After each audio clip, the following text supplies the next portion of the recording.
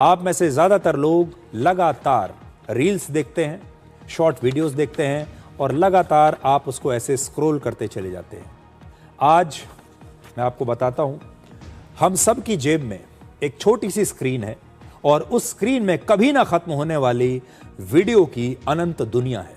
इसके अंदर करोड़ों वीडियोस हैं और आप जब भी कोई रील या कोई शॉर्ट वीडियो देखना शुरू करते हैं तो पता ही नहीं चलता कि कब 5 मिनट 50 मिनट में तब्दील हो जाते हैं और कई बार तो इससे ज़्यादा समय भी आपका बीत जाता है।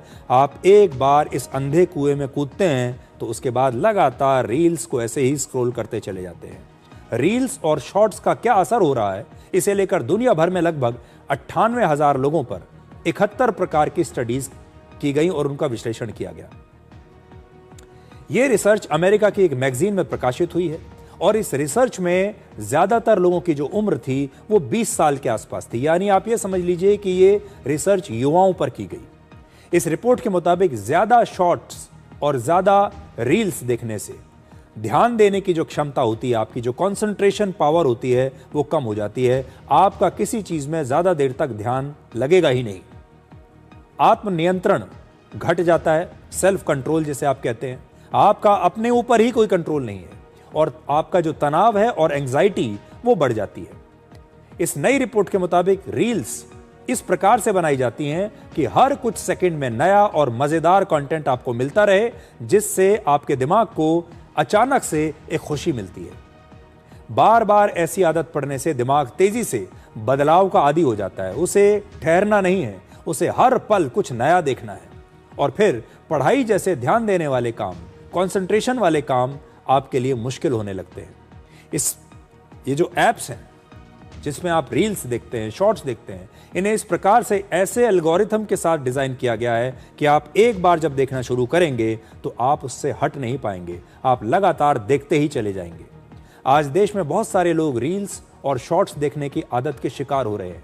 बच्चों और युवाओं का ध्यान बहुत जल्दी भटक जाता है। वो मोबाइल फोन उठाते हैं और अपना जरूरी काम भी अधूरा छोड़कर मोबाइल फोन चेक करने लगते हैं। अक्सर हम सोचते हैं कि सिर्फ 5 मिनट के लिए रील्स देख लेते हैं, लेकिन पता ही नहीं चलता कब 1 घंटा निकल जाता है, क्योंकि हर वीडियो के बाद अगला वीडियो अपने आप आ जाता है और दिमाग कहता है बस एक और, बस एक और। यह असर सिर्फ वीडियो तक सीमित नहीं रहता।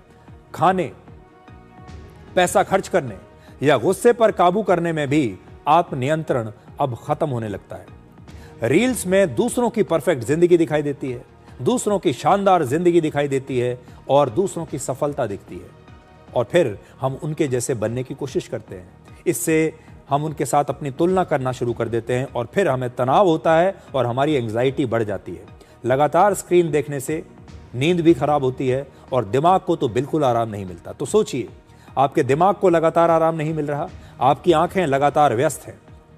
समस्या मोबाइल फोन का इस्तेमाल नहीं है, बल्कि रील्स देखने की लत है। जैसे मन ना होने पर भी देखना, काम छोड़कर देखना और बोरियत से बचने के लिए रील्स को देखना या फिर खुद को व्यस्त रखने के लिए रील्स देखना। आज कोई भी व्यक्ति कभी भी रील्स देखना शुरू कर देता है। अगर बोर हो रहा है तो भी, अगर कुछ इंपॉर्टेंट काम कर रहा है तो भी बीच में ब्रेक लेकर रील्स देखना शुरू कर देता है। और अगर आपको लगता है कि आपका ध्यान भी भटक रहा है तो आपको अपनी आदतों में तुरंत कुछ बदलाव करना जरूरी है। समस्या हमने आपको बता दी, अब देखिए उसका सॉल्यूशन क्या है। आपको आज मैं एक एक्सरसाइज देता हूं। क्या आप हर रोज 20 मिनट के लिए अपना मोबाइल फोन से अलग रह सकते हैं? तो हर रोज 20 मिनट तक बिना मोबाइल फोन के बैठें, किताब पढ़ने की आदत डालें, मेडिटेशन करें और एक समय में एक ही काम करें, मल्टीटास्किंग ना करें। आजकल लोग क्या कर रहे हैं कि वो एक ही बार में बहुत सारे काम करते हैं, उसी समय मोबाइल फोन भी देख रहे हैं। कई लोग तो ऐसे हैं जो मोबाइल फोन पर भी, अपने स्मार्टफोन पर भी एक से ज्यादा एप्स एक ही बार में देखते रहते हैं। वो क्रिकेट का मैच भी लगातार साथ में देख रहे हैं और साथ में रील्स भी देखते जा रहे हैं, साथ में अपने मैसेजेस भी पढ़ते जा रहे हैं, साथ में फेसबुक भी खोला हुआ है, साथ में व्हाट्सएप भी खोला हुआ है। इतनी सारी चीजें एक साथ चल रही हैं और हो सकता है कि साथ में खाना भी खा रहे हो।